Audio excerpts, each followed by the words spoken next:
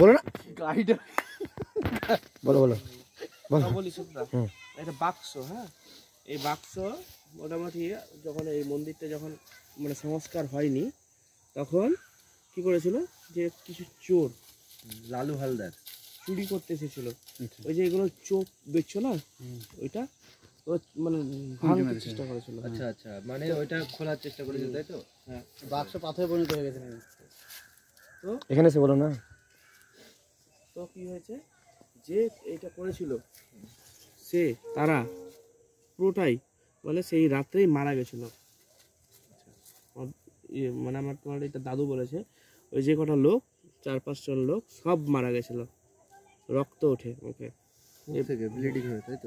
মানে কিছু নাই কিন্তু ভেতরে আছে কি না পাল রাজা সেন রাজাদের।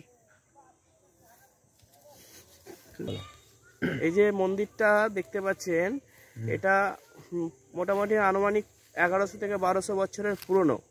হ্যাঁ, এই আমাদের যে পাল রাজা সেন রাজা তাদের মন্দির আমাদের এই সাগরদিঘি থেকে মোটামুটি 2 কিলোমিটার দূরে চন্দনবাটি এই জায়গায় অবস্থিত। আমাদের সাগরদিঘি থেকে যে 15 কিলোমিটার দূরে আপনার মহিপাল বলে একটা জায়গা আছে। মহিপালও একটা রাজা ছিলেন। ওই মহিপাল রাজা গোপাল ধনপাল সাগরদিঘির দিঘি থেকে তারা জল নিয়ে এখানে পুজো দিতে আসতেন।